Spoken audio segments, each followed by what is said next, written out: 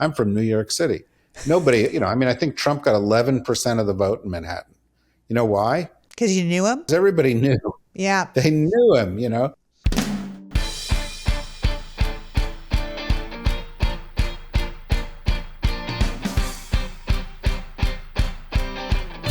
Hello, and welcome to the Politics Girl podcast. I'm your host, Lee McGowan. Let's get into it. Today's pod is a candid conversation with return guest David Rothkopf. David is the CEO of the Rothkopf Group, a best-selling author and journalist, and host of the Deep State Radio podcast. His most recent book, American Resistance, the inside story of how the deep state saved the nation, just dropped November 1st to rave reviews. While the history of the Trump presidency will remain incomplete for decades, David has built a rock-solid case that a host of government officials worked together to keep a dangerous, unhinged, ill-prepared president and his enablers from doing irreparable damage to the United States, our allies, and the planet as a whole. Reviews have called American Resistance the best work yet on how federal employees, military, and civilians help preserve democracy during the greatest constitutional peril the U.S. has faced since the Civil War. David writes this book from a place of deep understanding, knowing the ins and outs of American politics intimately, having served as Deputy Undersecretary of Commerce and International Trade Policy in the Clinton administration, working as a professor of international affairs at Columbia University, Georgetown, and Johns Hopkins. David is a contributing columnist to the Daily Beast and a member of the board of contributors to USA Today. He has authored hundreds of articles for multiple publications, including the New York Times, Washington Post, Financial Times, and is a regular commentary on pretty much every broadcast media. I'm having him on today to talk about his book, but also because he has an innate ability to tie together complicated ideas and allow us to understand the big picture. Today, we're going to talk about what happened during the Trump presidency, what happened after the Trump presidency, and what we have to do to shore up our systems as we head into the idea of a new Trump presidency. So without further ado, please welcome back a best-selling author, international expert, and truly brilliant thinker, David Rothkopf. Nice to be back.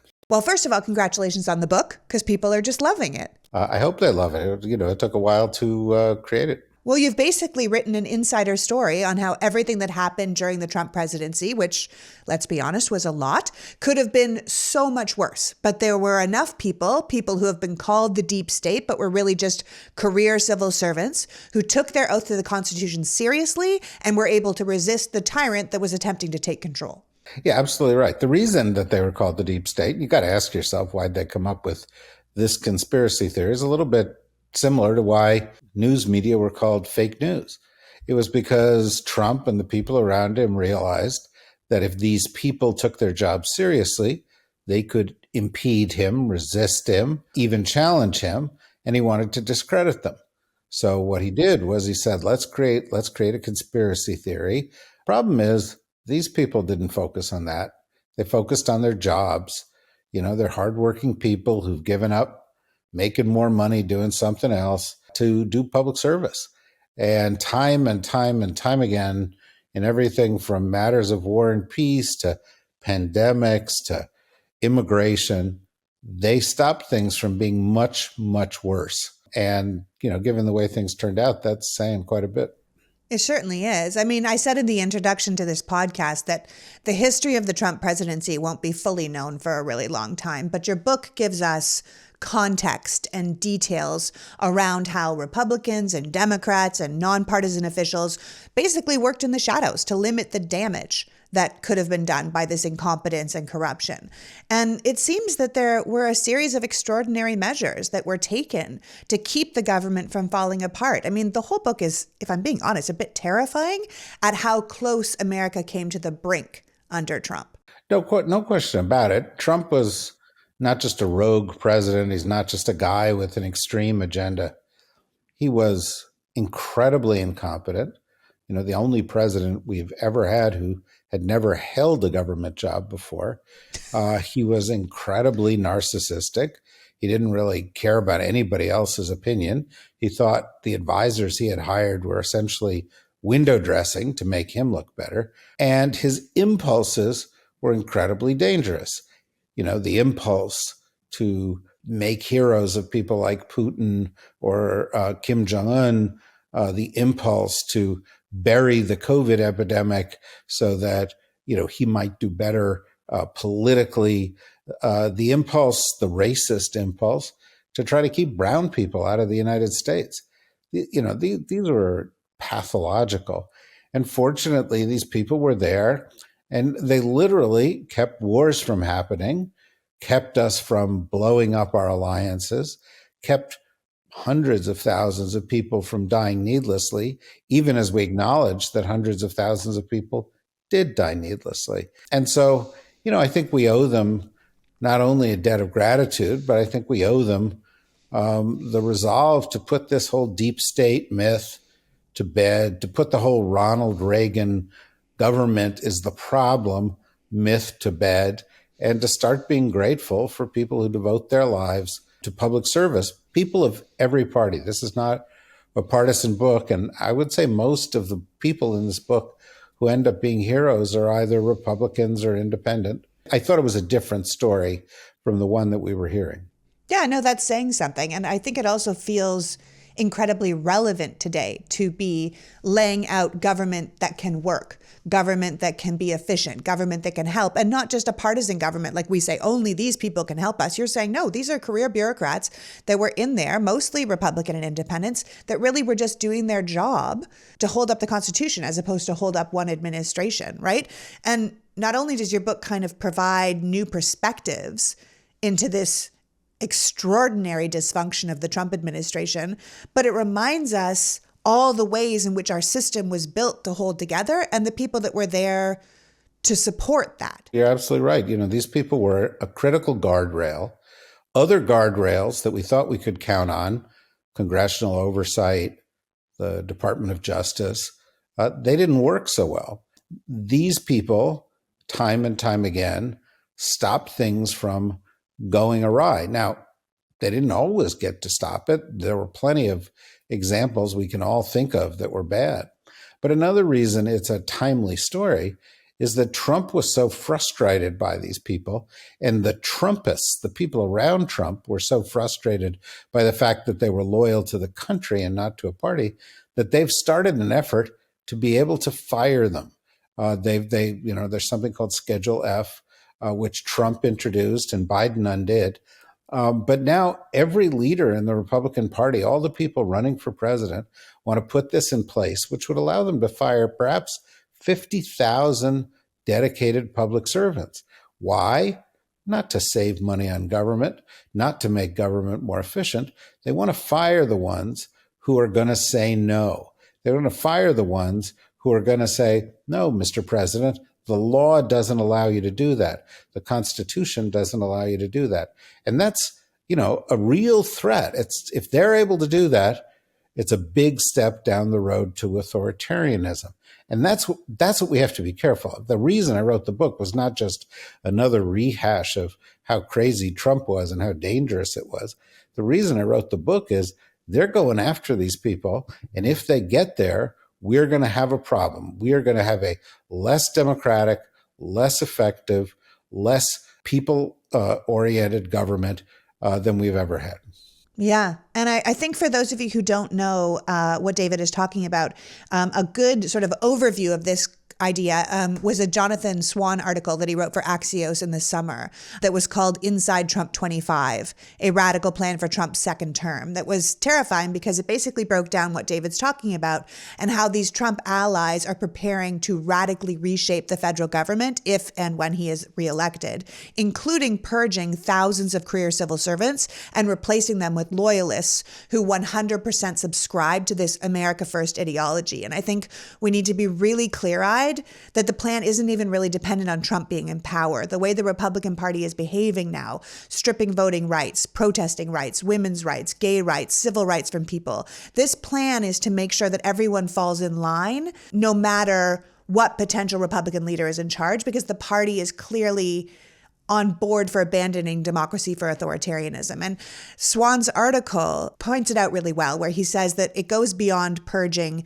typical conservative targets like the EPA and the IRS, but they're looking to strip thousands, if not tens of thousands of people from the Justice Department, from the FBI, from the CIA, from the NSA, from the State Department, from the Pentagon. And there are teams of people already setting up the next administration who plan to do this purge in the first 100 days. And that would include implementing implementing controversial policies and making sweeping leadership changes. But it's also basically a revenge tour against anyone who was real or a perceived enemy to the Trump administration. And we need to kind of keep our eyes open on that, because if you're not completely on board with his agenda, you are not going to have a place in a next Republican administration. Yeah, you should have written this book. I couldn't, I couldn't, I couldn't put it better. Or maybe you could have written it with Jonathan Swan. That's exactly right. This book is not a polemic by me. I interviewed 100 people, and I'll tell you something. In talking to those 100 people, virtually every single one of them said their biggest fear was that Trump would be reelected. Their biggest fear was that he would get to take the steps you're talking about. And some of the people I talked to were in Trump's cabinet, and others were in the sub-cabinet, but were senior officials appointed by Trump. But once they saw the chaos, the disregard for the rule of law, the hunger for authoritarianism, the impulses towards policies that were racist or that served a tiny fraction of the 1% or helped our enemies overseas, they said, we can't let this happen. And many of them stayed in office. And this is a controversial subject because a lot of people said, well, you should have just resigned. But many of them struggled with that. And they stayed in office because they thought, well, if the elections work properly, if we adhere to the rule of law, then we're going to have a chance to defeat this guy and avoid the outcome you just described so exceptionally well. Well, I mean, I think one of the biggest debates during the Trump years was around those who went to work with him, right? In all branches of government. I mean, were these people just self-serving sycophants looking out for their own best interests, or were they serving the public by saving the country from Trump's worst interests? In a chapter of your book, you talk about how senior military officials such as James Mattis or Mark Milley accepted the president's orders, but then slow walked them to the point of uselessness in order to kind of prevent the corruption of both the military command structure and its ideals at the hands of these kind of amateur opportunists. Well, yeah, the first thing I want to say is this is not insubordination. You know, this is these men doing their job, honoring their oath. They have sworn not to follow illegal orders. They have sworn to preserve, protect, and defend the Constitution of the United States against enemies, foreign and domestic. They are obligated in their capacities to assess the guidance they're given and to come back to the president or come back to their colleagues in the government with their best judgment about how to implement these things. And so sometimes that took the form of slow walking. Sometimes it took the form of just talking the president off the ledge. You know, a Secretary of Defense gets a call from the president and he says, you know, I think we should go to war tonight with Korea. Or let's launch missiles at the caravans in Mexico. And they would say, you know, Mr. President, that's an interesting idea. Why don't we talk about it tomorrow at lunch? You know, because they had to sort of diffuse situations that were often driven by impulse or anger. And they knew that ultimately they perhaps could talk the president or people around the president into a view that was more sensible. Not always, but, you know, we didn't end up with a moat at the southern border like Trump wanted that was filled with alligators. We didn't end up shooting at immigrants coming across the border. Or shooting at peaceful protesters in front of the White House. Right, or dropping the 101st Airborne Division into, you know, Portland, Oregon because of Black Lives Matter protests. And there were people in the government who would say, you know, you really shouldn't shoot Clorox into your veins. You know, so, you know, that was to the benefit of all of us. But often these people aren't praised. And in fact, many of them are penalized. You know, Alexander Vindman lost his job. Ambassador Marie Jovanovic lost her job. People like Ambassador Bill Taylor quit his job. Ambassador McKinley quit his job. The woman who was the controller at the Department of Defense got fired. A lot of people's careers were upended and they paid a huge price Why did they do it? Why did they do that? Why did they pay that price? They paid it because they thought it was the right thing to do. As Vindman says in the title of his book here, Right Matters. And Vindman himself said that your book is a story that needed to be told. And he was personally there through all of the chaos. And he knows how close we came to losing our democracy because of that. I mean, your book essentially turns the concept of what we've called the deep state upside down, using it as a term to describe committed civil servants and policy experts who, like you're saying, imperfectly or maybe even courageously in many moments, work to block or disrupt the worst and most dangerous instincts of Donald Trump as much as they could. At one point in your book, you say that the deep state is often the last line of defense against the dark state.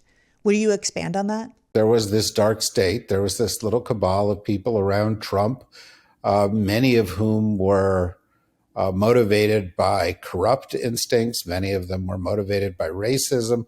Some of them were motivated by an appetite for power that was so great that they thought it was in their interest to attack our democracy. Some supported Vladimir Putin. Some supported Kim Jong-un. Some supported others.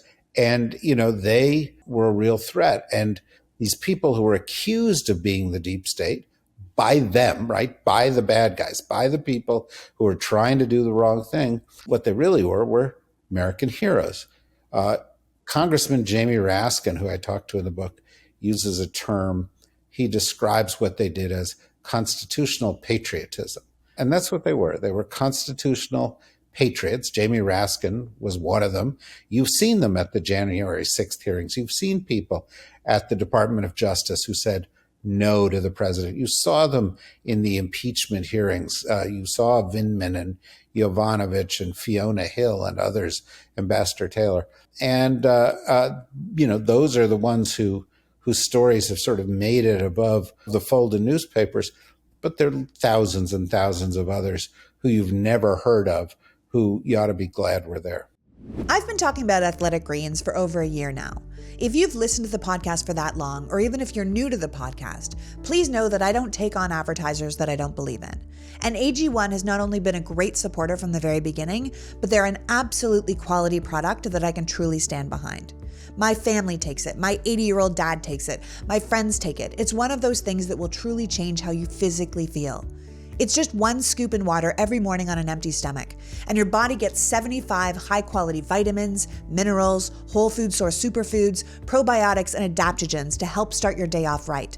This blend of ingredients supports your gut health, your nervous system, your immune system, your energy, recovery, focus, aging, basically all the things.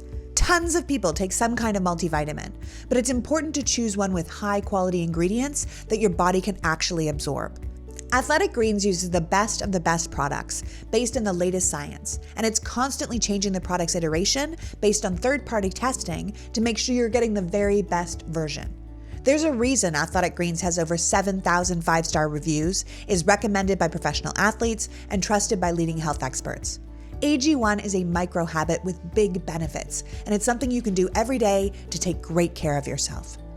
Now is the time to reclaim your health and arm your immune system with convenient daily nutrition. To make it easy, Athletic Greens is going to give you 1 free year of immune-supporting vitamin D and 5 free travel packs with your first purchase. All you have to do is visit athleticgreens.com/politicsgirl.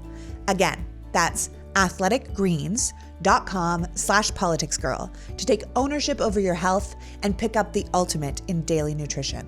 I honestly wouldn't keep talking about this if I didn't truly believe in it. Give it a try. You won't be disappointed. When you talk about being motivated by your corruptest instincts and how there's a whole group of people that really were, we can't not look at it in the context of where we are right now, right? Where we're incredibly lucky that the GOP didn't win the Senate in the midterms. We worked really hard to make sure the Democrats held control or held off supermajorities in a lot of state houses. Well, I think we can consider it a victory that the majority of state Secretary of State positions, the people who certify and call the elections in blue or swing states, didn't end up going to election deniers who all ran this year, because that would have been a disaster for democracy, because these are the people that we need in place to uphold democracy. But I think we have to be honest that we're still in a very precarious position, that these guardrails you're talking about for our democracy are incredibly damaged. And there's still people out there trying to make it worse. I mean, if anything, the midterm elections were a vote against nihilism and self-destruction, but we have a really long road ahead of us. What are your thoughts and what we can glean from these midterms? Well, my thoughts are much as you said. We did better than history suggests we should have, much better. We did better than the pundits expected. We did better than the polls suggested, although many of them were fake polls that were put out by Republican candidates to skew polling averages. And all the victories that we achieved, you enumerated well, but dozens, scores of election deniers were elected. Yeah, I know. Dozens, especially to the House. Right, of Trumpists were elected. Kevin McCarthy, who is very likely to be the next Speaker of the House, thanks to the Republicans having a slim majority in that House, has in the past couple of days said, I'm going to kick not just Ilhan Omar off of committees, I'm going to kick Adam Schiff off of committees. Why? Why would you kick Adam Schiff off of a committee? What has he ever done? He's a much more accomplished, capable legislator than McCarthy. He's never had any hint of scandal. The only thing Adam Schiff has ever done is lead investigations into these crimes in the most honorable possible way. It's the exact same thing we're talking about with the attack on the deep state. I would argue the same is true of Eric Swalwell, who he also said he was going to remove from committees. Another dedicated congressman who they've been trying to smear unsuccessfully because he's been so effective. And I think you're going to see more of this as we get into 2024, not just with Trump running, but all the other Republicans who are running to be president are Trumpists at heart, election deniers. Ron DeSantis, who the Republicans see as maybe the alternative to Trump, had his own police force, fired people in his government who didn't agree with him, sought to suppress COVID data, sought to suppress the teaching in schools, even the mention whether a teacher might be part of the LGBTQ plus community. He's in many respects worse than Trump. And even the mainstream media are going, well, Trump's down and DeSantis is up and he's the savior of the party. Oh, God. Well, no. DeSantis, may be the next Republican candidate, but he is a profound threat to the United States. And so, let's celebrate our victories. Let's ask ourselves why we didn't do better. And let's recognize that we have not won this fight for democracy. That is going to continue on in 2024 and beyond 2024. And we don't just get to keep democracy because we were taught, that that's what we had in America when we were in our, school days. We have to fight these active efforts to dilute and pervert it, which are coming now from an entire major political party in the United States. Absolutely. I mean, as I said to Ron Klain in the Midterm Roundup podcast we did here, I'm so proud of all the efforts that the Democratic voters and the grassroots organizations and the independent media and influencers who put into the past 2 years to stand up for democracy. And I think it shows us that with enough time and hard work, there really is hope for a positive future in this country. But it's also, democracy is never fixed with one election. It's fixed one election at a time. You have to continue to do the work. Always. It's what we're doing. And if we're talking about in your book, these bureaucrats, these people holding up democracy in the shadows, it's hard to not see that these seats the Republicans flipped, you're saying, why didn't we do even better, considering the major things that were on the line here? But it's hard not to see that the seats the Republicans flipped in the midterms are fundamentally seats they gerrymandered so they couldn't lose. I mean, overall, Republicans underperformed, but they still ended up with the House because of gerrymandering and voter suppression. And clearly we can't look to the courts to help us because, if anything, they've made it worse. And clearly they're in the bag for anti-democratic forces on many levels. SCOTUS themselves gutted America's right to vote, undermining the Voters' Rights Act and endorsing 3 separate Republican gerrymanders in Wisconsin and Louisiana and Alabama, each one that was drawn to enhance the electoral power of white voters. And the Republicans owe their successes in many ways to a bunch of court cases that allowed them to, what I say, legally rig the game. And it's hard for people to hear that and be in Wisconsin right now going like, I voted, I did all the stuff I'm supposed to do. Why doesn't it matter? Why doesn't it count? And I want to encourage people to keep pushing, because I think it can feel a little discouraging for people knowing they're doing the right thing and still seeing the system working against them. Well, I mean, look, if you look at some of the decisive battles in the election that kept the Senate for the Democrats, for example, whether it's Cortez Masto in Nevada, or some of the races in Arizona, or the Fetterman, Fetterman with the kids coming up. Or Fetterman in Pennsylvania. These were very close races. Every vote mattered. And, when you see somebody like Laura Boebert going back to the Congress because she won by a few hundred votes, the message ought to be loud and clear. If you don't show up, you're making it easier for the other side to win. Similarly, among the gains that Republicans had as a result of gerrymandering were a number of seats in New York State where the Democratic establishment in New York State didn't fight back in the way that they should. And you're absolutely right. SCOTUS is as corrupt as it's ever been. It is and it's been corrupt before in the days of the Dred Scott decision, for example. But it's at risk. And I think right now, if it continues as constituted, you're going to see more than gerrymandering cases. You're going to see the courts on election matters rule, for example, that state legislatures can determine who electors are and ignore election results. And that's a very dangerous step in some of these states that lean Trumpist. Now, of course, you'll also see them take away the rights of people to choose who they marry, possibly to use contraception, also fundamental freedoms. Now, why do I bring that up? Not just to complain. Democrats have to do something about this. We're reading stories now about Alito leaking information years ago. Clarence Thomas and his wife have some big question marks over her role in the insurrection. Somebody leaked the Dobbs decision. There's a lot wrong in this court. Fortunately, there are people like Senator Sheldon Whitehouse who are standing up and they're saying, we have to have an investigation in the Senate. We've got to call them out. And where they do something wrong, we need to challenge them. We need to defeat them.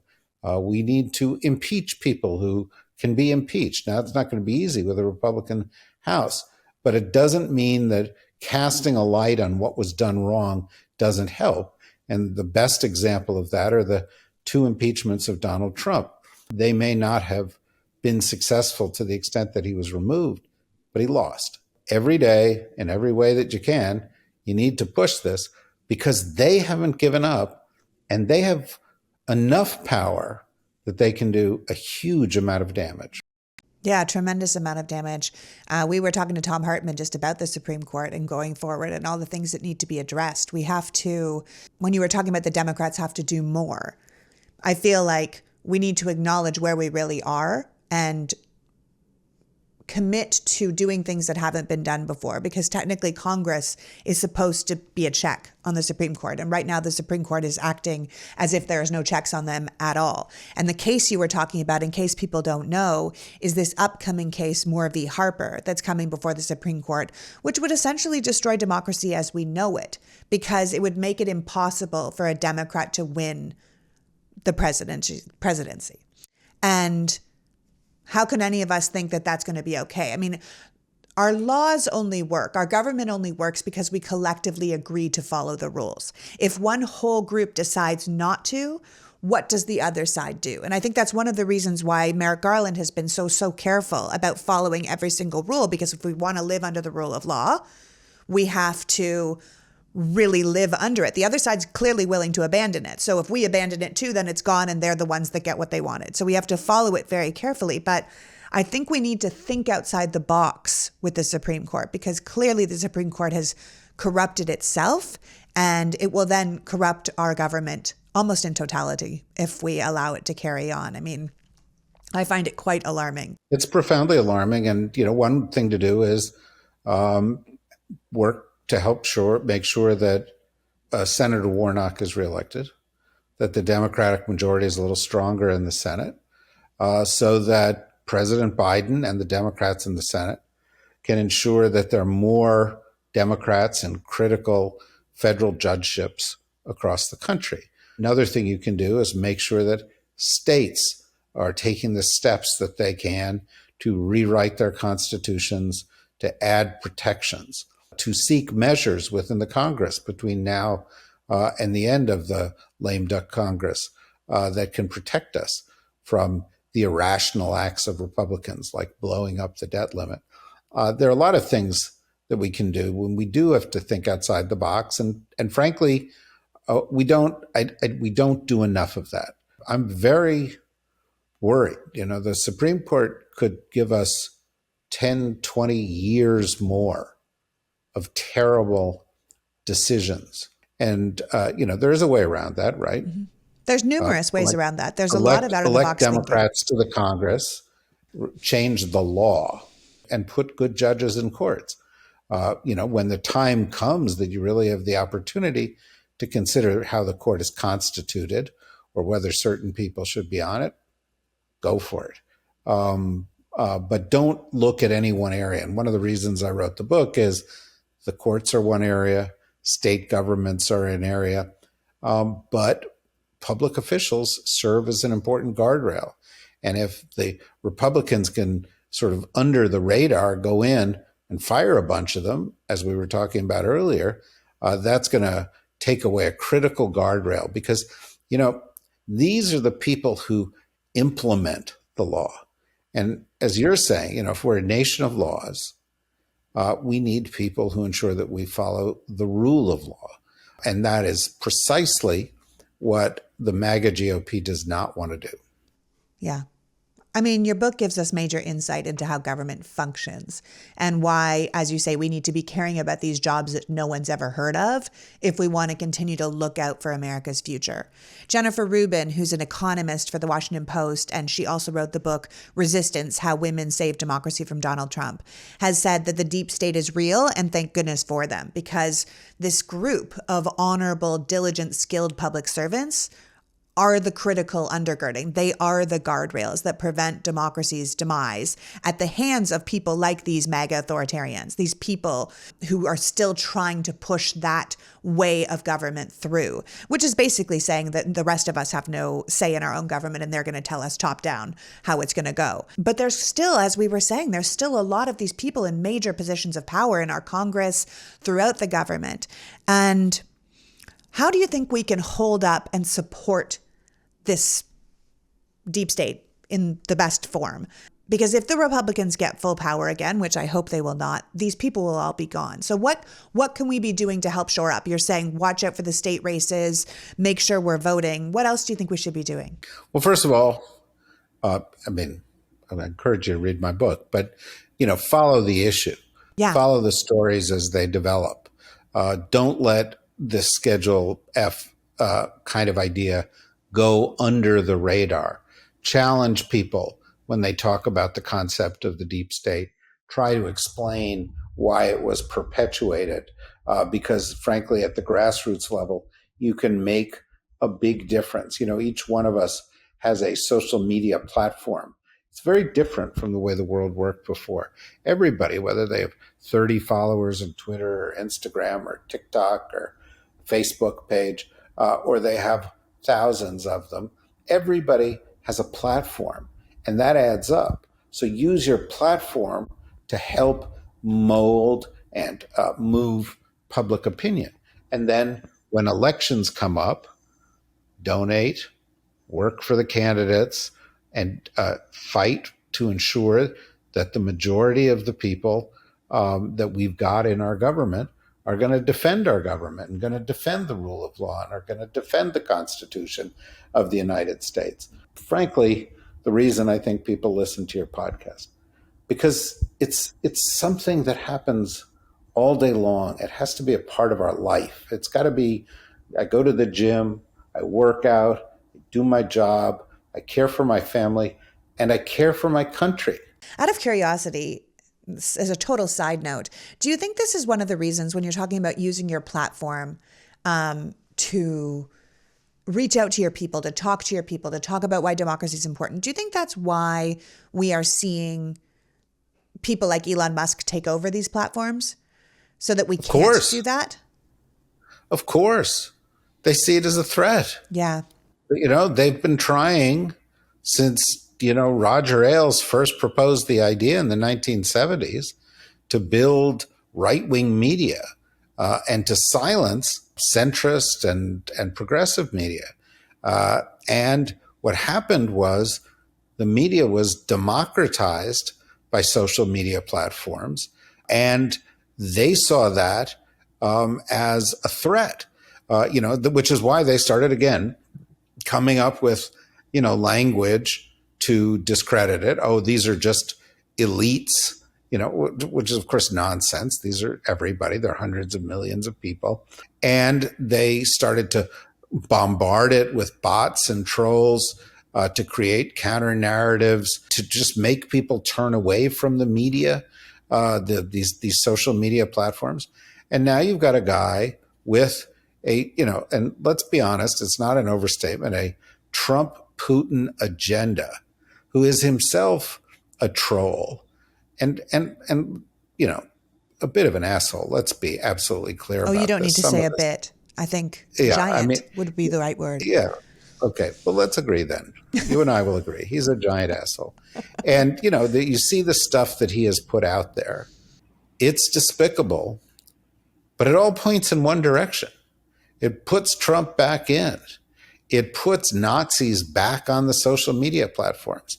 It makes hate speech more likely rather than less likely. It makes verified truth watered down further and further. And, look at who controls the biggest media outlets. I looked at one point just a few months ago, and something like 7 or 8 of the 10 largest are they're not liberal media, as everybody, again, another one of these idiotic conspiracy theories. They're controlled by right-wing moguls. Yeah, right-wing billionaires. Or libertarian moguls who end up being right-wing by default.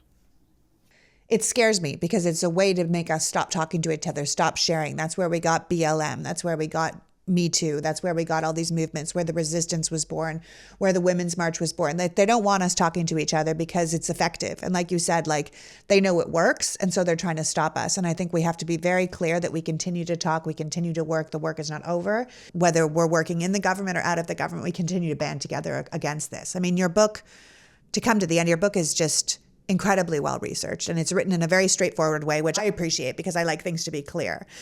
In many ways, even amongst the chaos, your book still feels hopeful and optimistic because it shines a spotlight on the amount of government officials, the amount of people in the background, right, who really believed in American democracy and wanted to work against this irreparable damage that was being done to the country. And there's lots of us who aren't even in the government who are doing exactly the same thing. Trump's presidency was essentially the ultimate political cautionary tale. And yet here we are looking at a run from the same guy who caused all of these problems in the next presidential election. I mean, what the hell are we doing?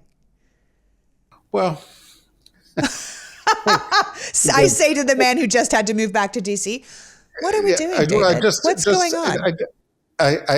Yes. I mean, what are we doing? We shouldn't have elected the guy in the first place.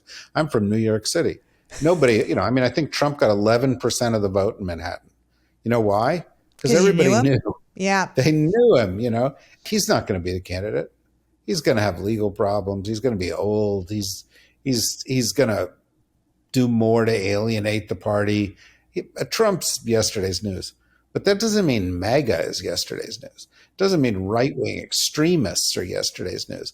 It doesn't mean the move towards authoritarianism is yesterday's move. In fact, if you listen to DeSantis, or you listen to some of the other potential candidates that are out there, even the bland ones. I mean, I can barely look at Mike Pence and stay awake. But, what is Pence offering? He's offering a real Christo-fascist dystopia where one religious group is going to set the values for everybody else. And we are going to build governments around the principle of intolerance rather than tolerance. There's no good egg in the basket of potential leading candidates for the Republican Party. If Liz Cheney runs, she's not going to do well. I don't agree with Liz Cheney on much. She might be the exception, but there are not many others. Yeah, no. And a lot of them are just a cleaned up version of the Trump that we know. A Glenn Youngkin is just a fleece wearing dad version of Trump. It's all the same policies. It's all the same problems. It's all the same. Yeah, elitism. more dangerous, Because it seems normal. Yeah, right. He doesn't seem like a sleazebag Miss Universe pageant groping corrupt fraudster, right? But if he's going to undermine democracy and promote racism and misogyny, well, that's the real problem. It's not that Trump's gross. It's that he's trying to blow up our system. Yeah. All right. Well, listen, before you go, as someone who's spent much of his life in Washington and is back there now, I mean, your observations in the past have really helped us navigate some of these dangerous and these turbulent times. So what do you think comes next? More of a battle for the next couple of years, more of Republicans trying to make inroads, institutionalize their views, whether it's in courts or state houses, more dark money going into their campaigns, and more effort by us at the grassroots level, but also at the level of President Biden and the administration and the Democrats in the Congress to fight it. But I think you have to look at the midterms and say, that was a battle. Maybe we won it. Maybe it was a draw. Certainly a better outcome than we expected. And we have to develop that mentality, just like, the people of Ukraine are facing the winter, facing energy shortages, facing potential loss of life. And they said, but to get what we want, we've got to see ourselves through that. And what we're facing is nowhere nearly as bad as that. And we should be inspired by it, to realize we have to stay this course for the long haul. Yeah. Stay the course. It's a work every single day. It's a one foot in front of the other kind of a work. Well, I want to thank you for joining us today, David. Your book is sobering and alarming, but it's also a call to arms for everyone to remain vigilant against these anti-democratic forces that continue to rise against us. And let's give all credit to the often maligned civil servants as the unsung heroes who saved us from the worst instincts in the worst administration in modern history. It's tough, but it's an important read, and I hope people will check it out because we're just going to go into this battle again, and we may as well have our eyes wide open when we do it. Thanks so much. I really appreciate the work you're doing. It's really critical to this whole effort. If your listeners get inspired by what you're doing and, they decide they want to help, another thing they can do is public service. Go do one of those jobs. Go into the government. Try to help make it work better. Yeah, we need you. It's true. Thank you, David. Thanks a lot. So that was David Rothkopf reminding us that the work continues, that anti-democratic forces are still at play in America, that those who would take our democracy from us are still trying and still in a position to win, that we have to shore up our guardrails with our work, our votes, and by encouraging more people who believe in the American experiment to get involved. We have to remember that there were thousands of good people working behind the scenes of the last administration who chose to hold up the Constitution rather than the parties, who put country above all. And we should recognize this not only to say thank you, but as a good sign for the health of our democracy. Moving forward, the Republican Party is clearly all in for some version of white Christian rule. The Democratic Party has to be as bold as they can to decide how to best manage this crisis. I want to thank David for joining us today and you for caring enough about democracy to be here. Now start thinking about what your role in the upcoming fight will be. We're going to need every last one of you. Until next week, PG out. The Politics Girl podcast is written and performed by me, Lee McGowan, in partnership with the Midas Media Network, and produced and edited by Happy Warrior Entertainment. All rights reserved.